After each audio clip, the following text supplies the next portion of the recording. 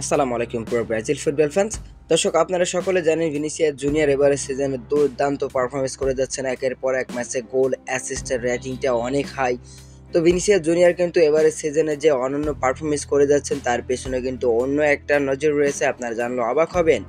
ব্রাজিলের কিংবদন্তি Ronaldo Nazario তিনি কিন্তু ভিনিসিয়াস জুনিয়রের সাথে সবসময় যোগাযোগ করেন, এরকমটা জানিয়েছেন ভিনিসিয়াস জুনিয়র। ভিনিসিয়াস জুনিয়র একটা প্রতিবেদনে স্পষ্ট করে দিয়েছেন যে আমার সাথে রোনালদো নাজারিও সবসময় কথা হয় এবং তিনি আমাকে বলেছেন যে তিনি 1x1 খুব পছন্দ করতেন। তারপর থেকে আমি এই বিষয় নিয়ে কাজ শুরু করি এবং আমি এখন 1x1 সিচুয়েশনে একটুও ভয় পাই না বা এই বিষয়টি নিয়ে ভয় পাওয়া বন্ধ করে দিয়েছি।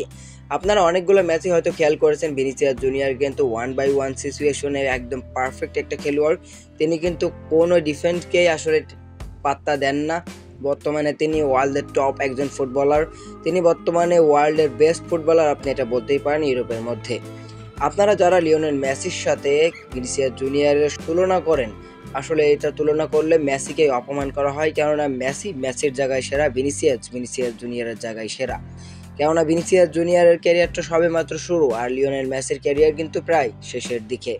তাই এই সমস্ত সমালোচনা আলোচনা বন্ধ করে আসুন আমরা তরুণ ফুটবলারদেরকে সাহস দেই, উৎসাহ দেই, তারা যেন ভবিষ্যতে আরও অনেক ভালো কিছু উপহার দিতে পারে আমাদেরকে এবং ব্রাজিল ফুটবলকে অনেক কিছু জেতাতে পারে এই সমস্ত ফুটবলাররা।